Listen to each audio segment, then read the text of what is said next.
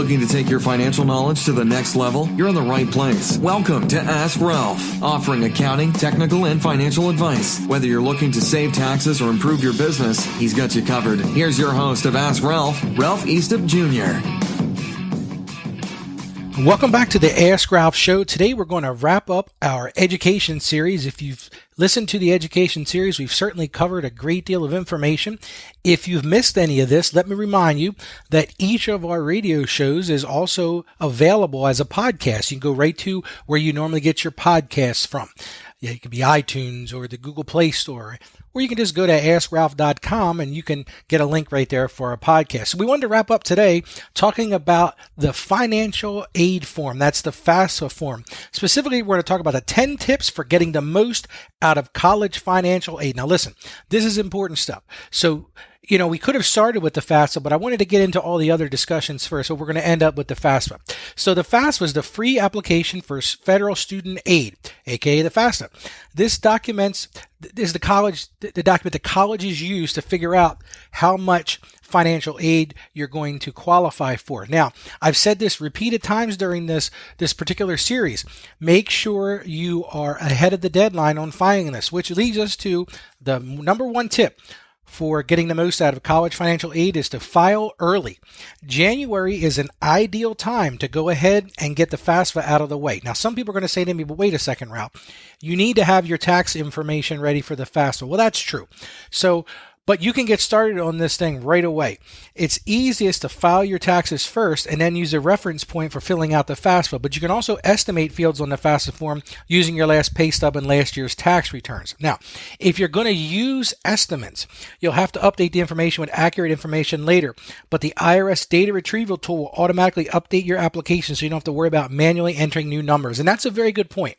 A lot of my clients don't realize this. There is a tool built into the FAFSA form called the IRS Data Retrieval Tool, which will go and pull that information. Now, the catch to that is you've got to give it some time for the IRS to post your tax return. That can take 4 to 6 weeks if you're doing a electronic file. It can take a lot longer if you're doing a paper filing. So, like I said, jump on top of this. Step number 1, file early. Step number 2, not sure you're going to get financial aid? File anyway. And that's because it's tough to predict exactly how much money a given family will receive, but FinAid.com publisher, and this is Mark Kantrowitz, estimates that households earning up to $180,000 will likely qualify for some form of financial aid. So even if you feel like you're not going to get anything, it really is important that you do this. Students who don't apply for aid when entering college are often banned from asking for financial aid in a subsequent year. So make sure you do this at the front end. And you never know if your family's financial situation is going to change while you're in school. And if you don't have this baseline set up, it may be more difficult.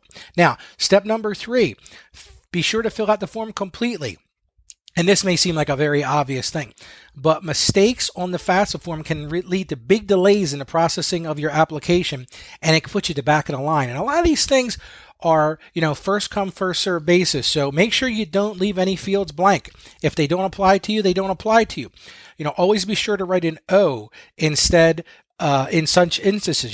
The online version application will help alert you because it's going to tell you, hey, you forgot this field. Now, you can get a paper copy. It's not something I recommend. Number 4, move money out of children's bank and brokerage accounts. The FAFSA formula assumes that students should be able to spend 20% of their assets on college. For parents, the rate maxes out at 5.64% of assets. So according to the same guy, Kantrowitz, moving this money over to a 529 account in a child's name shields it from consideration as a child's asset in FAFSA calculations. A 529, we talked about that during our last session, will allow the parents to control this whole situation. Alternatively, families can use a student's savings to pay tuition during freshman year so that the money they won't continue to limit aid awards in subsequent years. So that's an important thing. Number 5, use a supplementary letter to explain extenuating circumstances. Now, the FAFSA form is over 100 questions. The issue is there's no opportunity on the form to explain specific family circumstances. Like, for example, let's say one of your parents had a recent job loss or you've got high medical bills in your family. There are some factors that you can't explain, just with the 1, 2, 3 questions. So, and this is a critical document. So it's important that you add this these extra things. And one of the things they mention here, this is Sally Rubenstone, a senior advisor at College Confidential, says many colleges will respond in a holistic way when extenuating circumstances are spelled out to them. Listen, and I'm telling you, call the school, have a heart-to-heart with them. They can only see what's on the FASFA form. They can only go by what they're seeing. If there's something that's extenuating, then you need to bring that to their attention. Number 6, spending down savings can help you if you're dealing with a large sum. If you have a lot of savings, you can explore options for spending some of the money before filling out your FASFA. So if you're sitting on, some sizable assets, you might want to spend those ahead of time. For example, you might want to buy, some things for college, paying off credit card debt, prepaying your mortgage, or making big household purchases at the start of the year will leave you with a lower asset base to be assessed for the FAFSA form. So that's important because we're looking at family assets. Number 7, appeal a disappointing age package. After a college has sent you a financial aid package, there's still an opportunity to negotiate a better aid award with the school. This is true. I did this with my son. My oldest son was going to college a few years back, and I actually called the financial aid officer and I said, "Listen, what can we do here? This is a child. You are I shouldn't say a child, young man that you want at your school. What can you do?" And it was amazing how we were able to find things that were able to make it even better. The other thing you want to do, number 8, is be prepared for different aid packages. Though dozens of elite universities claim to meet 100% of accepted students' financial need and many more accept students on a need-blind basis, financial aid awards can vary greatly, even at schools of similar academic quality.